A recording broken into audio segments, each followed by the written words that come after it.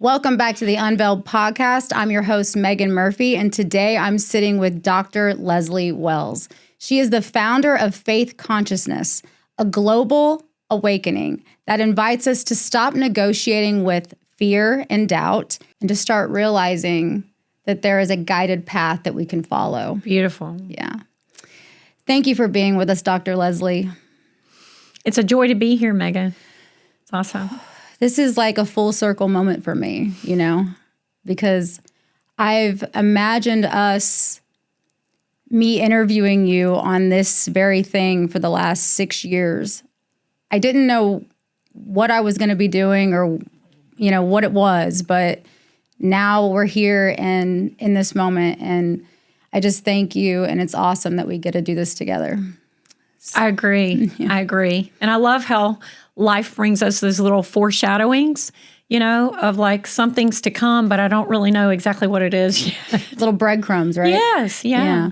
And honestly, you're the one who introduced me to this whole concept of a guided life. Mm-hmm. You sometimes explain it as the magic carpet ride life, right? Yeah. And I just got chills. I am just now starting to allow myself to get on this magic carpet ride life the past year, listening to the guidance, right? And actually following through with, moving with it. So to the newbie, how would you describe what faith consciousness is? Is it a lifestyle? Is it a frequency? What is it? It's both of those. I was going to say, whatever she says, I'm going to say all of the above. That's what I was thinking. So for those who are familiar with that concept of frequency, of vibrational frequency, and I guess if we just start at the basic level there, we know that over 100 years ago, Albert Einstein showed the world that this is an energetic reality, okay? Mm-hmm. Everything, even this chair I'm sitting on, this table here, even our physical bodies, they're mostly empty space, okay? Yeah. Subatomic particles and waves. We are energy. This whole world we live in is energy. Mm-hmm. And when we talk about frequency, we're actually describing, in essence, we're using a scientific definition of what I would also call consciousness, okay? Mm-hmm. So a lower frequency involves in it negative emotions, sadness, and what I would translate as the hell frequency or the anti-God frequency, okay? Yeah. And a higher frequency brings us to what we experience or would imagine as heaven. A heavenly experience is all the way at the top, okay? Now, there's a range between those two, and we're navigating that range every day in this world. And faith consciousness, if we called it a frequency, and it is, it's a range within all of that potential, that is the range in which we realize how we are able to take the steering wheel of life and be directors of it. Co-joined with our source. Now I have chills, okay? We become able to even touch on the beginnings of a comprehension of navigating life in oneness with that all that isness from which we come. And faith consciousness is when we move into that realm of navigating not as life is happening to me and everything's out there and I'm trying to figure out how to outsmart or shortcut the path of potential suffering or just defend myself from all those potential things that could happen out there. And even beyond an understanding of, I feel kind of powerless, but I'm believing now that there's a higher plan for all this, into the highest level that we're here to experience on earth as a human race, which is ultimately co-joined with the consciousness, with the mind of God, okay? And seeing ourselves as vessels of that and understanding that we can take dominion and authority not in an egoic or demanding way, but we can move into alignment and harmony with the quantum field, with the field of all potentiality, and thought by thought, we can actually move that steering wheel in beautiful ways. And I'll say not just thought by thought, but inspiration by inspiration. I was going to say feeling by feeling. Right? Even, yeah. Yes. That we can move into that place where our motto is, life happens through me. And then we're not pointing at things out there to blame or to feel victimized by. We're turning inward if we want to see life differently and saying, where can I attune into this next higher place, this next more joyful experience? So to me, it seems like it's not like that superficial manifesting anymore. Well, it is the story of faith consciousness is really the story of human consciousness evolution.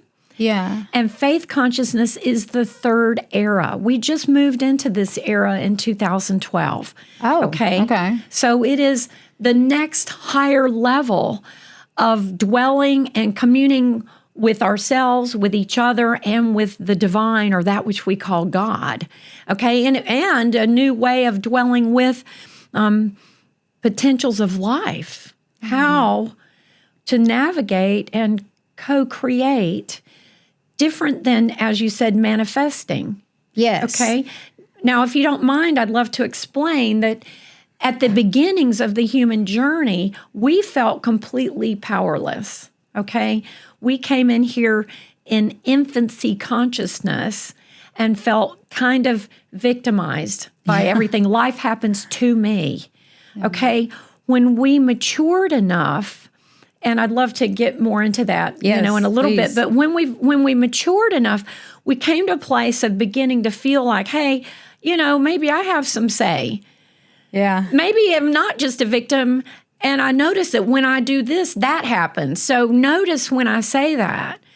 We are wired to be observing and learning and understanding cause and effect. Okay, so toddlers, their nervous systems are learning cause and effect. Oh, when I stand up, when I lean this way, I fall down. So the nervous system is learning when this, then that. Okay, it's the nature of life itself, and it's how we evolve. And we go deeper and deeper in understanding the more and more accurate answer of what is cause to the effects of my life, okay? Well, when we're kind of midway through that journey, we begin to realize, you know what, if I set a goal and I write it down, and actually I break it down into short-term, medium-term, long-term goals, and then I set my alarm and I get up and I push and I get my to-do list done every day, some things get done that didn't get done when I didn't do those things, when I just sat around and waited, okay? So that was kind of our empowerment, our optimization, our personal development era. Okay, was like goal setting and getting it done, and even positive thinking with that. Excuse me, to where when I focus on good things happening, it seems like I get there faster. Then we start moving to a higher level that begins to connect a little bit vertically, and we have this era of focus on manifestation. We have movies and books like The Secret coming out, but even teachers like Catherine Pond that way predated, and the New Thought era, which was way before the mainstream message of The Secret, we're coming into a higher level of understanding of how we can move into a sense of authority about our outcomes, and even engaging with this world as the energetic reality that it is, that says, hey, I want this and I'm going to manifest it, okay? Which is a huge shift from life happens to me, I have no say, okay? Yeah. It's a huge shift. And it is driven by desires that come from ultimately, why do I have these passionate desires? Because somehow I'm experiencing that something's missing here. Yes, I was going to say that lack frequency, right? Yes, yeah. So from a place of lack, we go, you know what? I want more. This needs to change. That needs to change. And this is a necessary stepping stone as we advance in human consciousness. We go through an era where we begin to engage with our power as manifestors. And I mean, that's a huge leap to engage with our personal will and our ability to focus on something and then relax and release attachment and essentially move into faith as a next step of that, just to believe and allow, and then watch things show up. Okay, that's a powerful stepping stone that's really a part of the learnings of faith consciousness. It's necessary that we really go into and begin to show ourselves, even the cells in our body, that we can be cause in the outcomes that show up in our life, okay? But, you know, the formula of creation at that level is EVE, energetic vibrational exchange. And that's what first came to you in the beginning of these teachings. Yes, it did. And now it's evolved into faith consciousness over the years. Yes, which is more. So we're evolving. Our comprehension is evolving. Hopefully everyone's story. Don't try to lock into that old story. Because if you do, you keep yourself stuck. And the nature of our human existence is to expand into more. We're all driven for that, okay? And faith consciousness is even moving beyond that level of magic and miracles through manifesting our desires, okay? Which part of the emission into the field that we're going to bring is not just from the conscious mind, but from the subconscious, right? Those subconscious fears and doubts and false beliefs that were programmed in at a very early age can have a bit of a shadow effect on what we bring about, because that's in the mix of our vibrational output. And then there's a place even higher.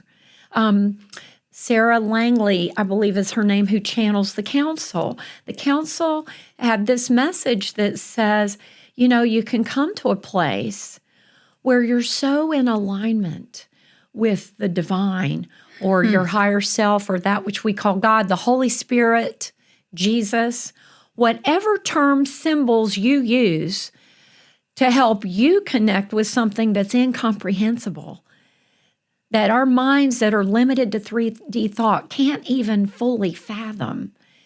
But what is my bridge to the best I can engage with that which I'll never fully understand?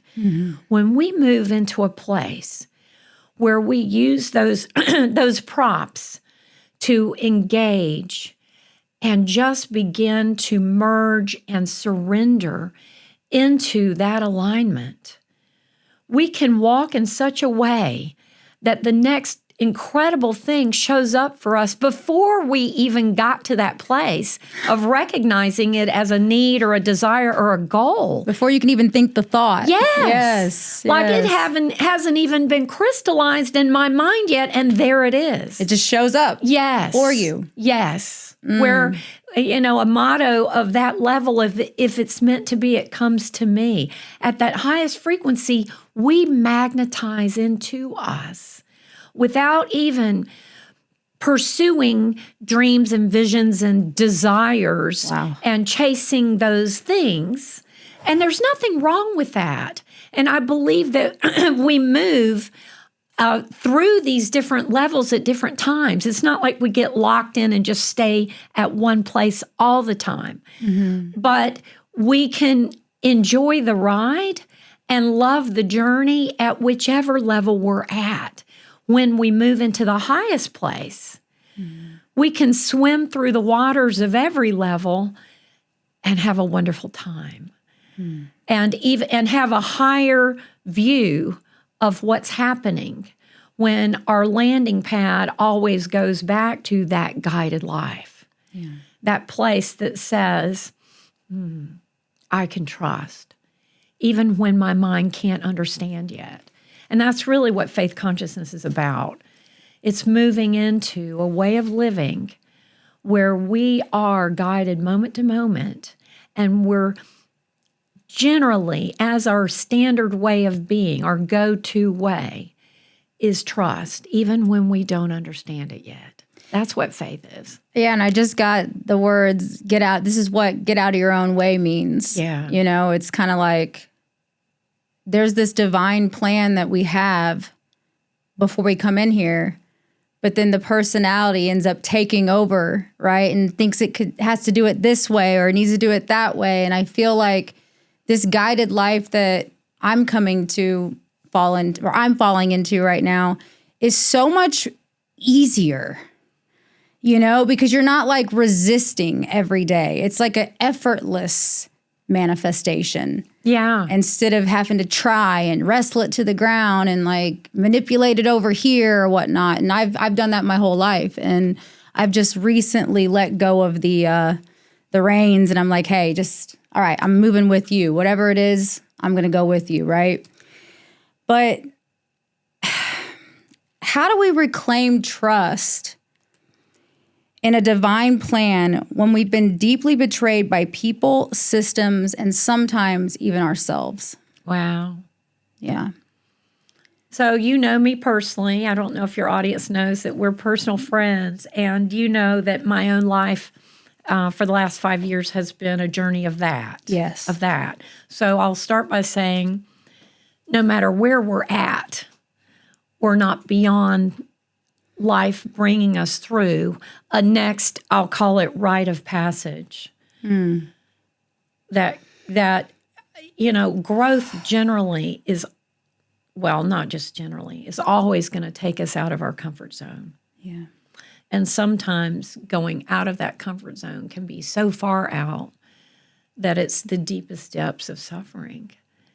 Okay? And that, you know, we look at the path of Christ, that crucifixion path, which included injustice and betrayal by some of the closest inner circle beloved beings. Yes. Okay, as well as physical torture. Okay, so these are some of the deepest experiences of suffering that we can be exposed to. And so we've had a trail carved ahead of us, and we've been shown how to do that while engaged with the highest, how to surrender everything we thought we knew. And really what you're talking about is about that. When we get betrayed by those that we trusted the most, or even ultimately come down to see self-betrayal, which ultimately is going to be the root of us seeing that in our outer world. Oh, yeah, mirror. Right? Yeah. It is. It's going to be in our field that we are being shown from what we observe out there, something that was already happening in here when we're ready to see at that deepest level. When we go through those steps, essentially we're invited into a choice. And one is, the scripture comes to my mind that says, he who clings to his life shall lose it.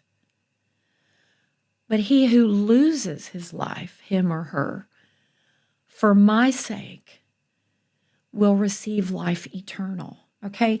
So the gateway in to the infinite and all potential is letting go, losing that version of life as you knew it. That's called death. Okay, death to that version of yourself, death to that story that you were so attached to and in some ways in love with. Even when it was a challenging story, it's a comfort zone. It's familiar. It's what we know. Letting go of that can be the hardest thing.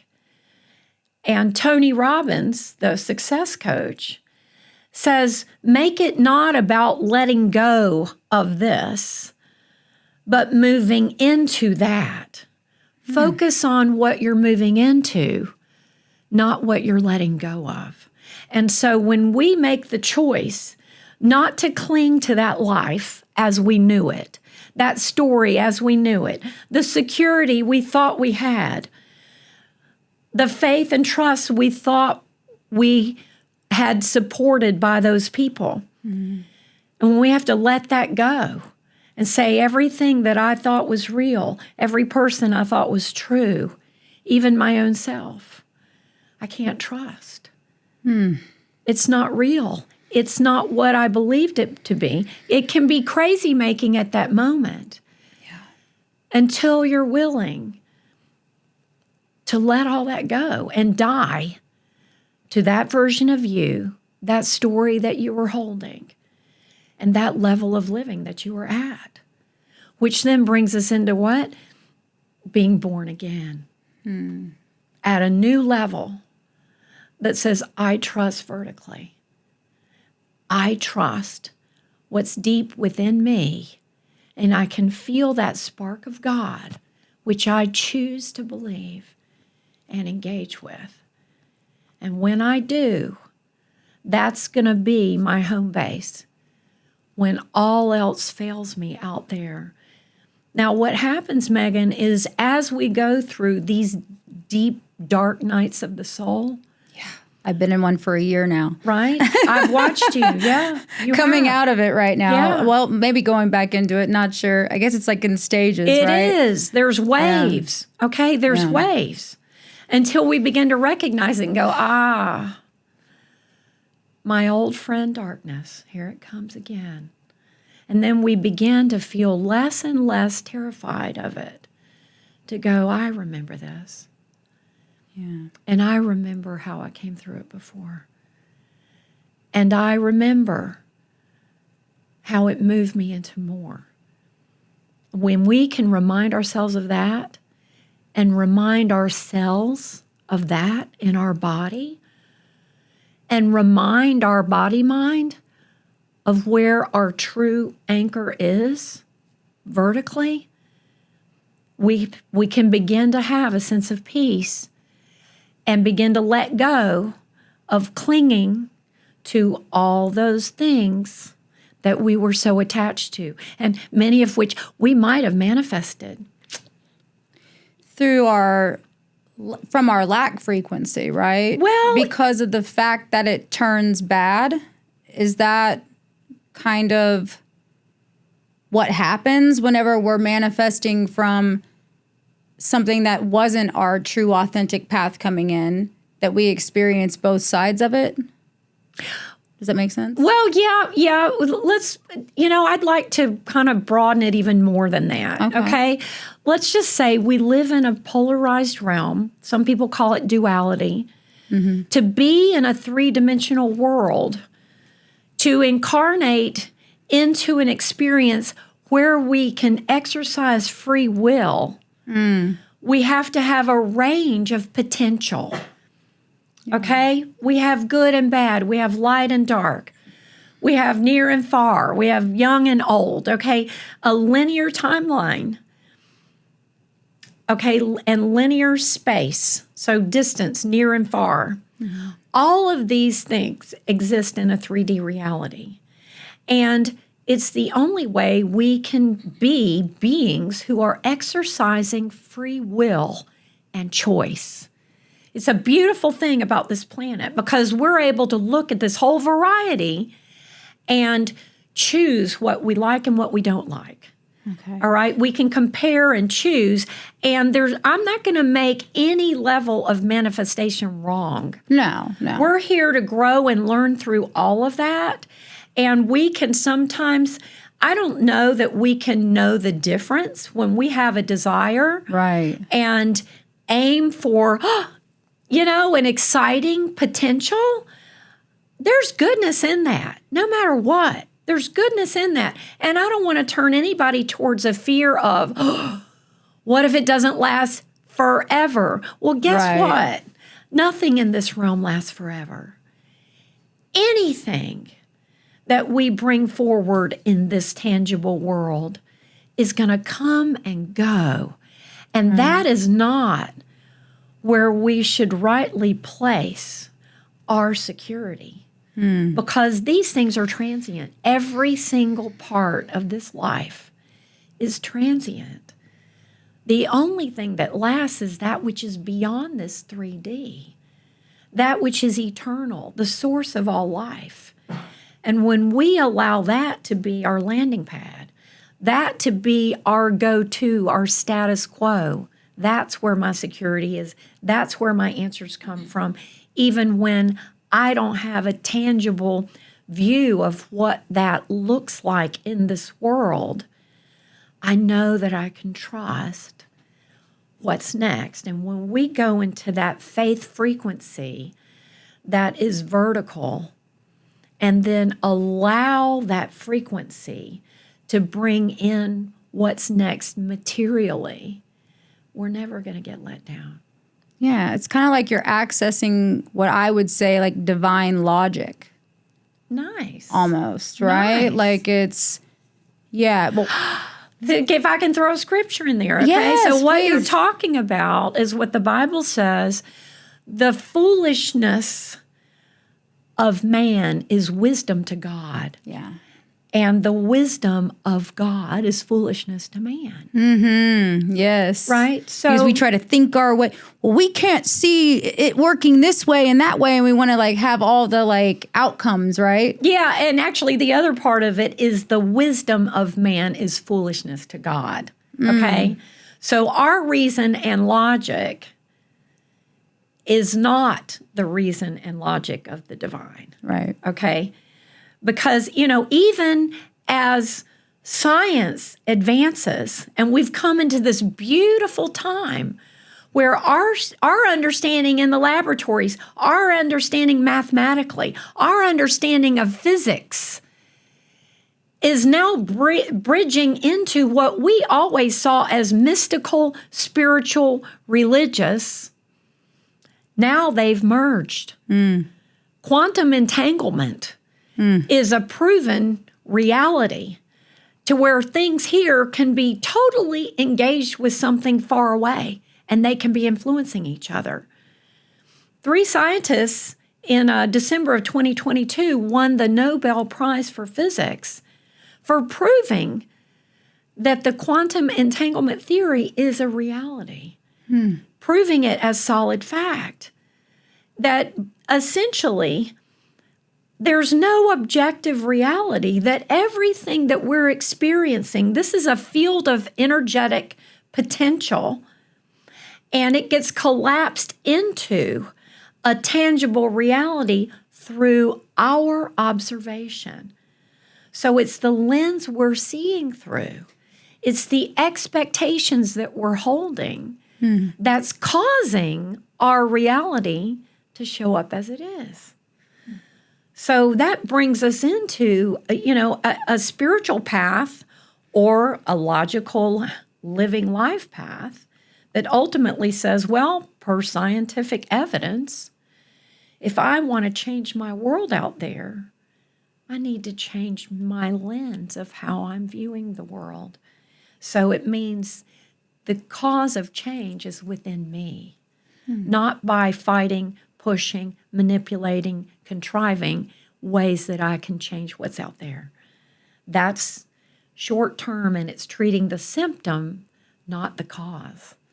So how would we begin to, or how would Dr. Leslie Wells guide us into beginning to change that story, that narrative within, and, be able to change the identity that we've been kind of tied to?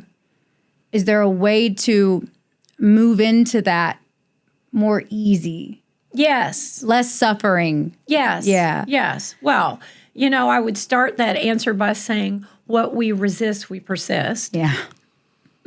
Okay?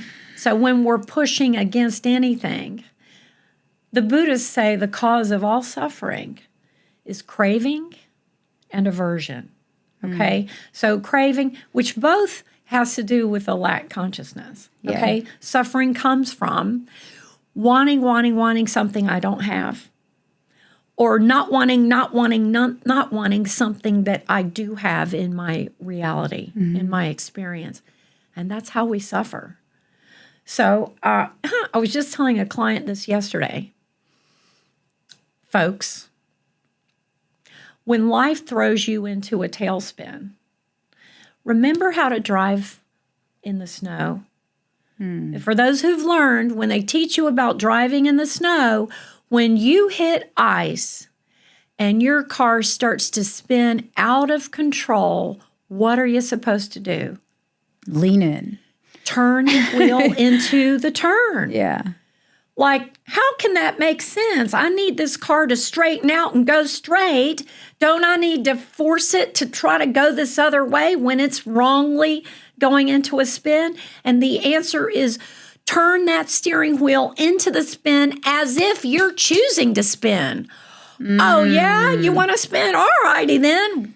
Let's spin. In fact, that's nothing. I'm really going to make a spin, okay? You turn the steering wheel into that spin and you gain control of that vehicle again.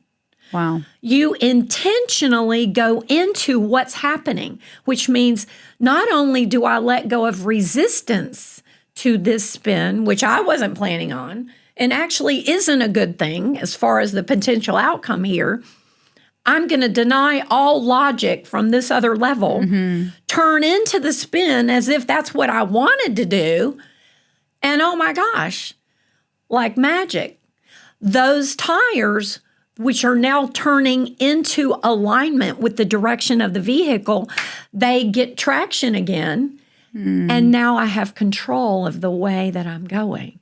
So when life starts putting you into a spin, do what seems totally counterintuitive, but remember how to take charge of your car when it's spinning on ice. Turn into it like it's on purpose. So go into the suffering.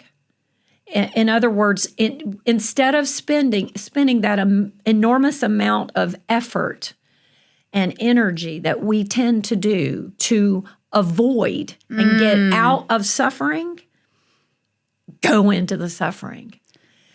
Most people suck at suffering.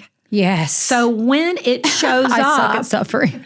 go right. Okay? That's great. You're here, and you're not just going to catch me by surprise and take over. In fact, I'm moving into you, and we're really going to suffer. Okay?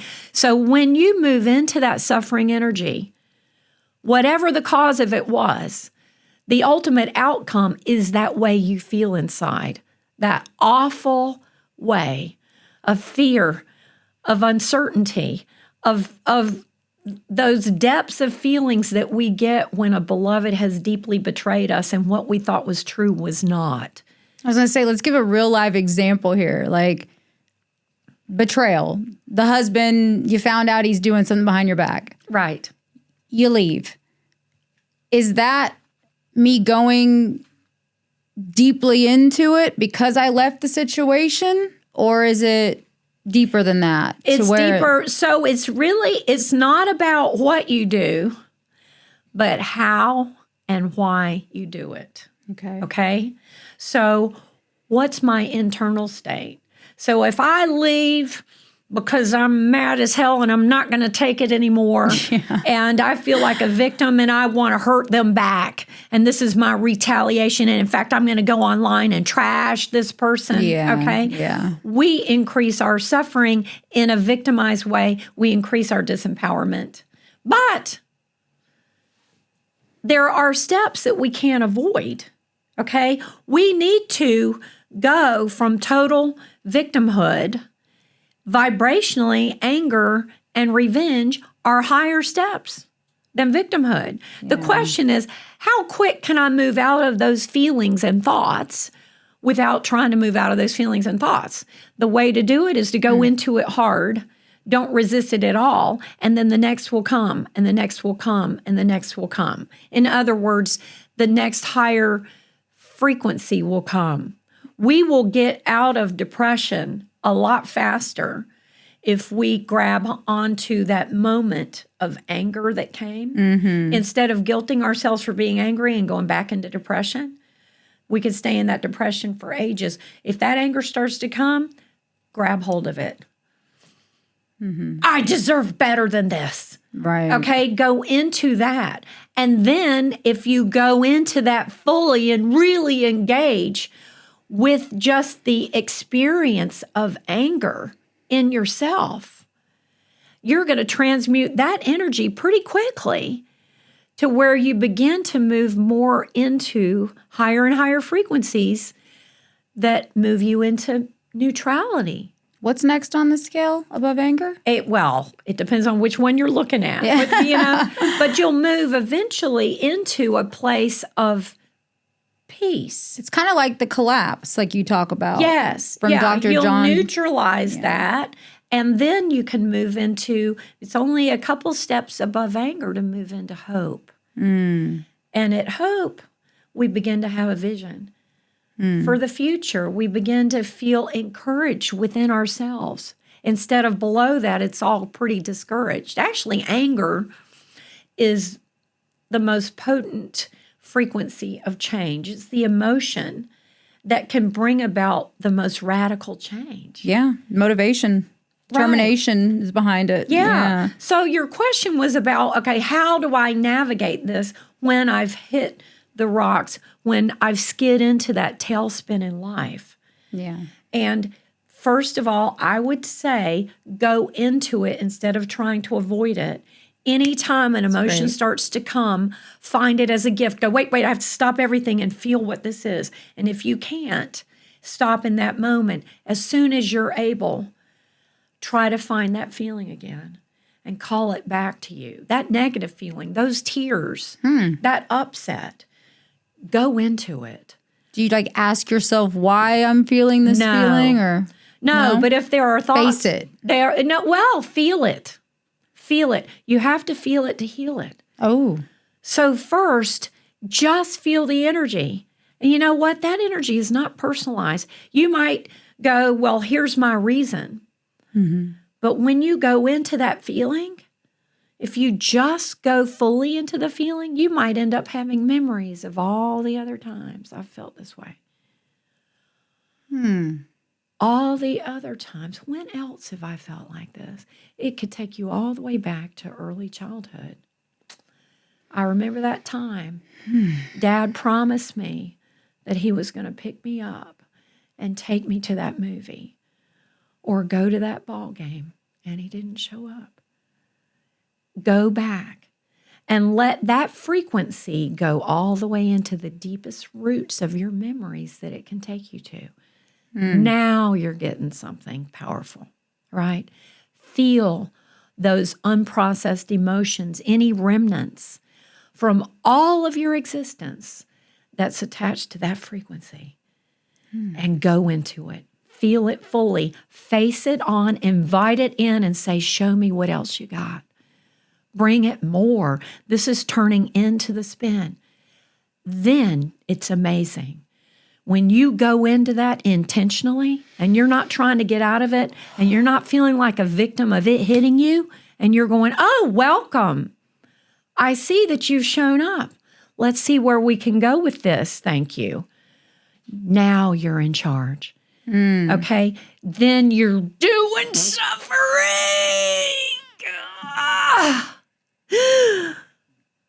And the energy transmutes. Wow. And something higher emerges. And you're not a victim of that anymore. And as you do that stepping up and up and up every time, and you train yourself and develop those neural pathways whose go-to is, I don't resist this. In fact, I celebrate this, even though the wisdom of man says, you're a fool. That's insane. What are you doing? Why would you choose suffering? It's a conscious way of navigating, going into it and saying, I have nothing to fear here. I know how to do suffering. Oh, I'm not afraid of that. Then we move more and more into a place of faith and lack of fear because we're comfortable navigating all that. We're not spending our life trying to avoid that stuff. Yeah. So we're able to move into higher places of navigating life. And in those higher places comes our heaven on earth. Yeah. Right? And that's what you're teaching us to. Yes. I think that's the main teaching message of faith consciousness is teaching us to be able to live heaven on earth. Yes. Not just when we die and Heaven is here. Heaven is now, believe it or not, okay? It's the lens that has to be changed for us to get to that experience. And it is available here like no place else in the universe. And that leads me to my next question. Why now? Why is the world ready for faith consciousness? I just got emotional and I just got chills. Stop it. See? Exactly. Okay, all right, sorry. The world and you and me, okay? Because it's time. It's time. We've been on an evolutionary journey from the beginning of creation, from the beginning of this world, from the beginning of this time-space reality, this linear time-space reality. There have been 3 eras, okay? Actually, we've just stepped into the 3rd. And it takes thousands of years for human consciousness to move up and up and up to a readiness for an entirely new level of experience, okay? The first one was called polarity consciousness. We stepped into that. Our metaphor, our allegory, our parable or real story begins in the Garden of Eden. Oh, you got to bring them here. Okay? Now. The Garden of Eden. You have Adam and Eve. You have humanity, male and female, partaking of the fruit of knowledge, the tree of knowledge of good and evil. Okay? So the forbidden fruit, and it needed to be forbidden because we needed to dive into this feeling of consequence. Okay? It's all part of the plan. No one was a victim here, not even God. Okay? We partook and consumed and brought into ourselves through that consumption the knowledge of good and evil. That's stepping into a polarized reality on purpose. I call it the dive, not the fall. Okay? As souls, in agreement with the source of all life, we came here to expand consciousness. God itself flowing through these bodies, perceiving ourselves as individuals and separate, came here to expand through this journey. And it started with consuming and imbibing upon and bringing into even our cellular experience in the physical body a sense of good versus bad, pain versus pleasure. It's the tree of knowledge of good and evil. Wow. So that whole first era, we were like infants navigating what is called polarity consciousness, where we feel powerless, life happens to me, and we feel like victims. Yeah. And that consciousness still exists and always will. We will have moments where we hit into, I feel like a freaking victim. Yeah. How can I possibly think that I'm empowered in this situation? We're always going to have times and always the potential to move into that. The question is, how long are we going to wallow in that? Right. How quickly, as we evolve, we've got the skills to come into something else. Okay? But at the level of polarity, which is there for all of us any given day, is the triangle that keeps us in this dense consciousness. And that triangle is victim, villain, and hero rescuer. And that rescuer might be your religion, might be your spouse or that next baby. It's the thing that we see that's going to make everything right. Exactly. Exactly. So that triangle is like the foundations of life at that level of polarity consciousness. But over thousands of years, like why didn't the Savior come in 10 minutes or in 5 days or 50 years? Why does the Old Testament document thousands of years between the Garden of Eden and the coming of Christ? Well, humanity over that time was evolving. And the more we suffer over time, and we remember our own suffering, suffering has gifts. Suffering leads to compassion. That's true. Humility, empathy. And ultimately, we begin to remember our own pain when we see it in that person's face. And gosh, I kind of hurt myself when I see them hurting. Yeah. That's a higher frequency. And when we had existed and experienced that much suffering and memory, we became ready to move into something more with that compassion is the beginning of the opening of the heart. And that is when we moved into the second era called Christ consciousness. Which is the New Testament? Yes. Yeah. Well, it's not just the New Testament, but is the era that the New Testament depicts. That's why it was so different, though. So different. Yeah. Like in complete contradiction. Like, how can these two things be in the same book? And by the way, this journey is definitely not contained within any particular religion. It's universal.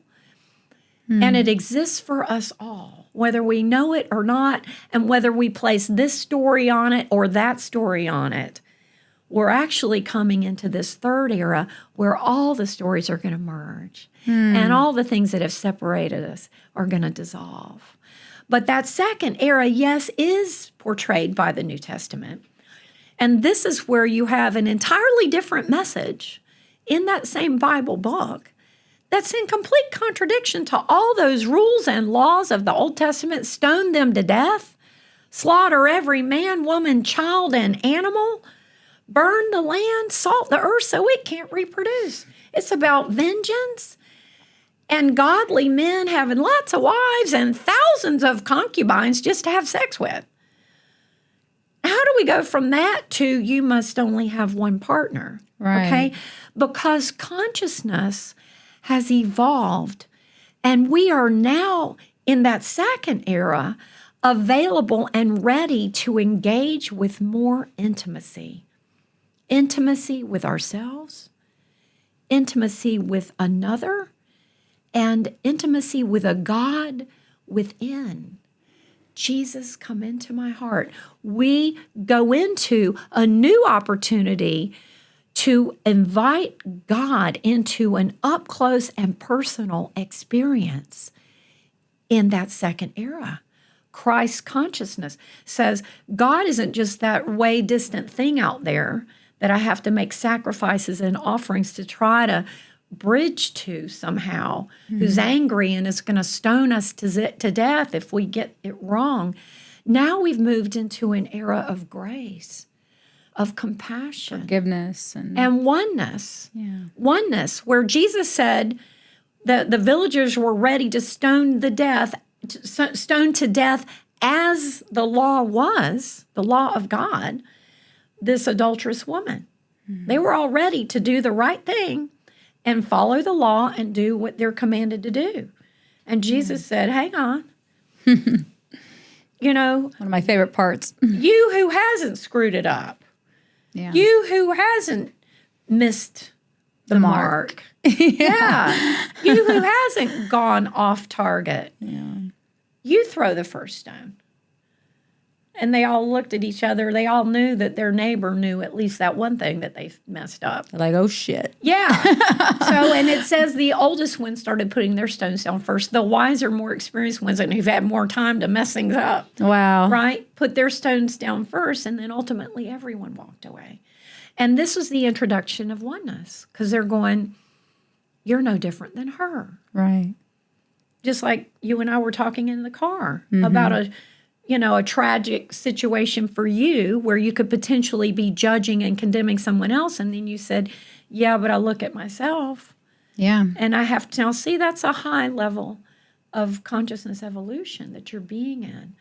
When you begin to own, am I that different than that person? Right. Right? That's the era of Christ consciousness.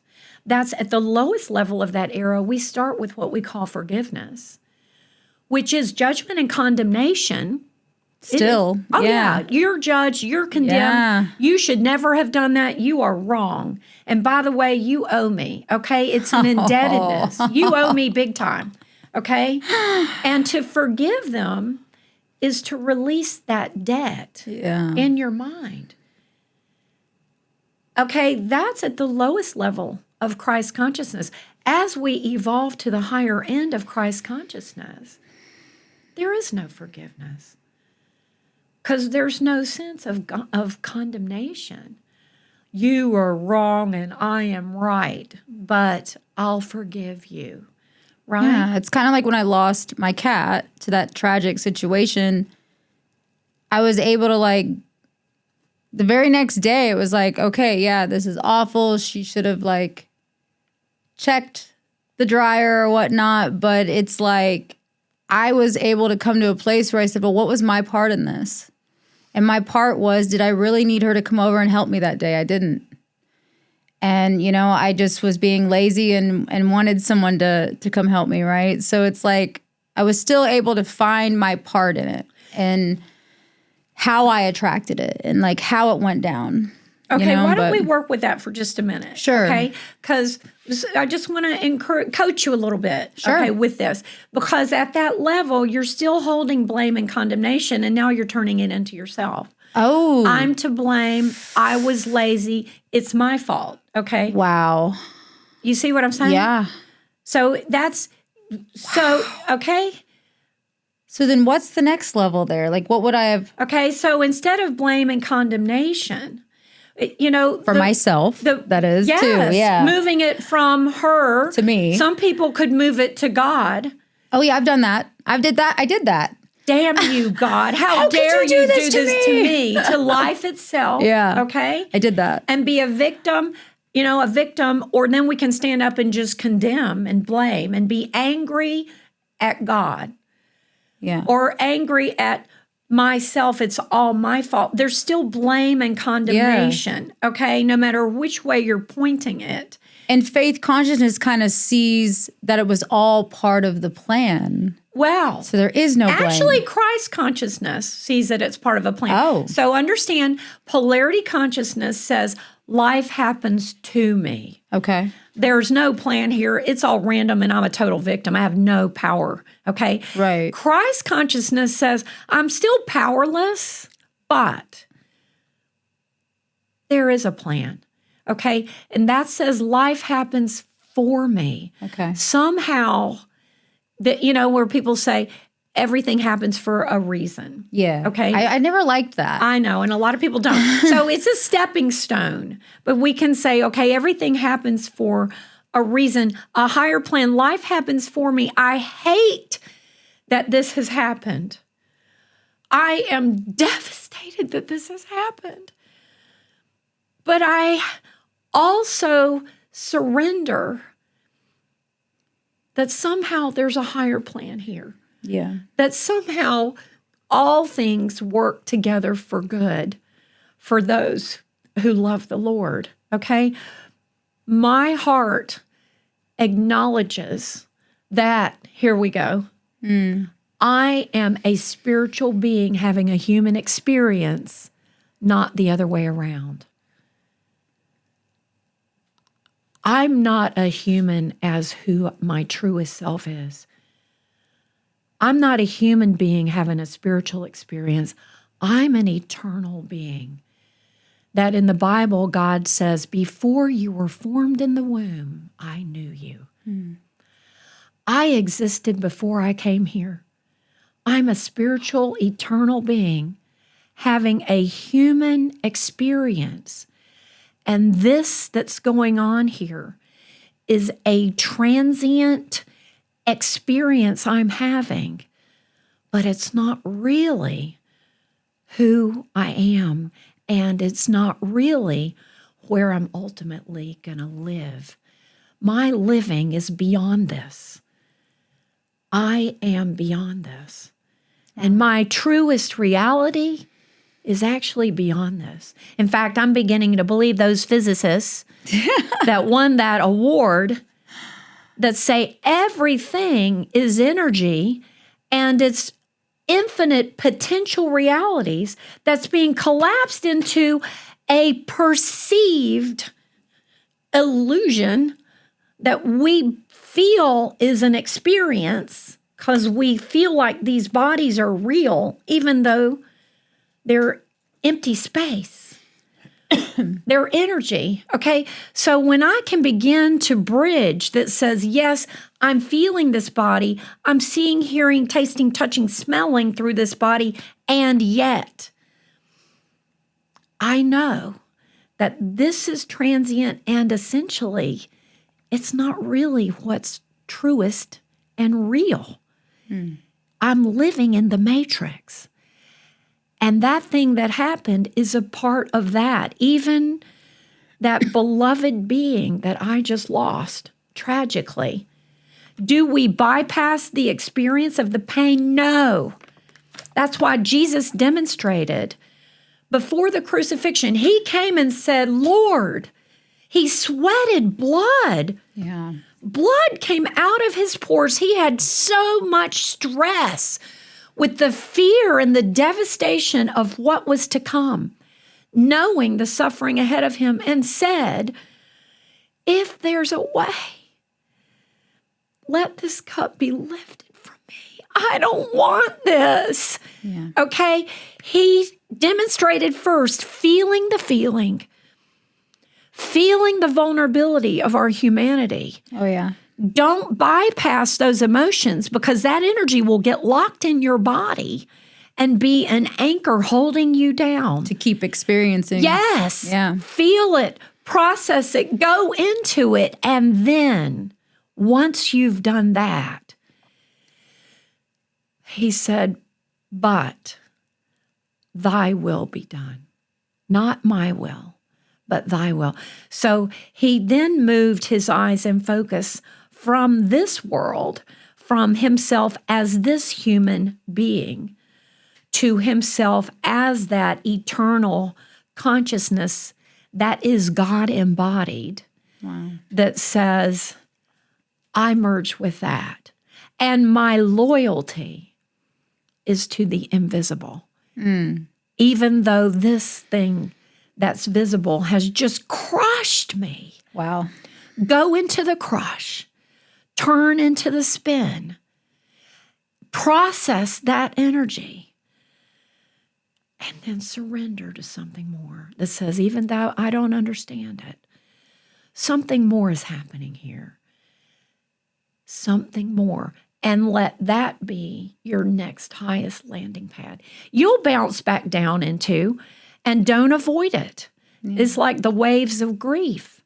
You'll bounce back down, feel it, process the energy, engage with it, and then surrender into that higher knowing. And it will answer. Because that's like you knocking, and the door will be open. Ask. Ask for the faith. And you'll rise to that next place. So when you talked about turning the condemnation to yourself, your next higher step is to move into the Christ consciousness statement. Life happens for me. Even though this sucks beyond belief, somehow I know there's a higher plan. Something else is there for me, and I choose to believe in that. You'll be met.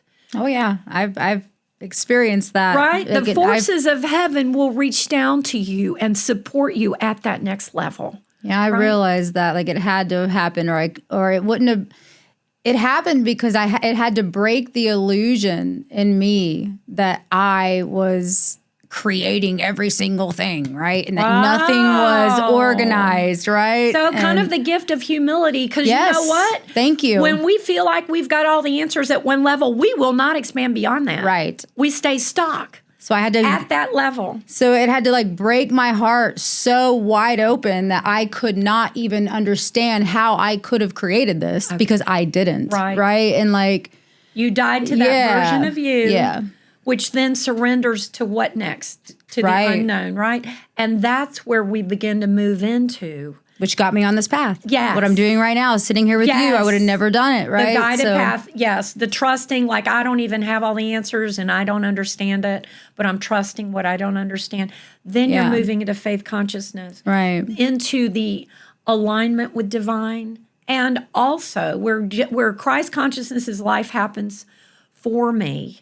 At the top of that, there's no more forgiveness. There's no more condemnation. Wow. We move then into faith consciousness, which is I am a vessel that life happens through. And then there's different levels of that understanding. Well, Leslie, I know we're running out of time. There's so much to talk about with faith consciousness. And I was wondering if you could maybe do a little channeled message for the collective to leave us today. Be happy to do that. That would be amazing. Yeah. I wanted to show the world, how she can tune in here and okay. Here we go. Water is an electrical conduit. It just helps us be ready for that energy to move through.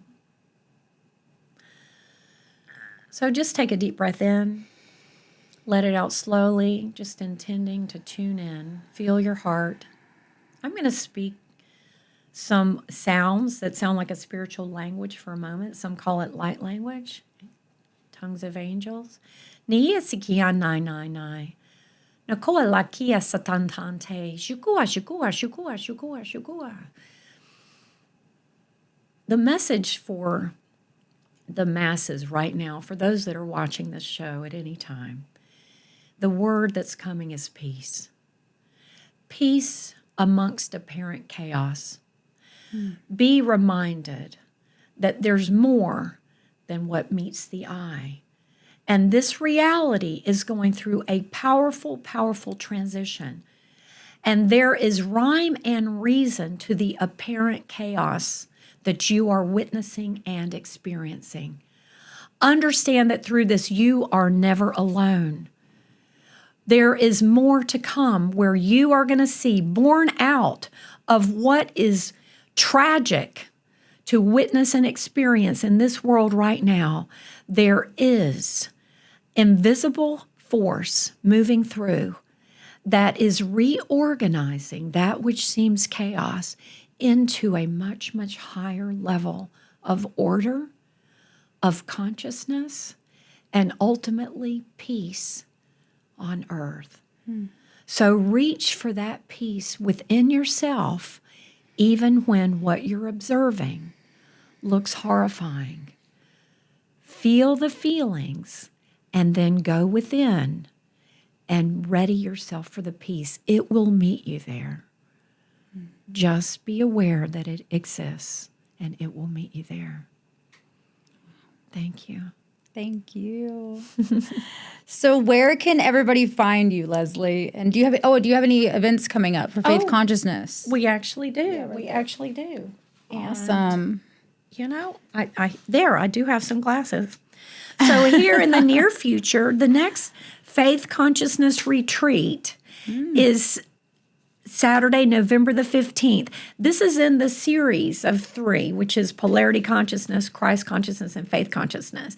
So this one is highlighting the Divine Masculine and Polarity Consciousness. It's foundational.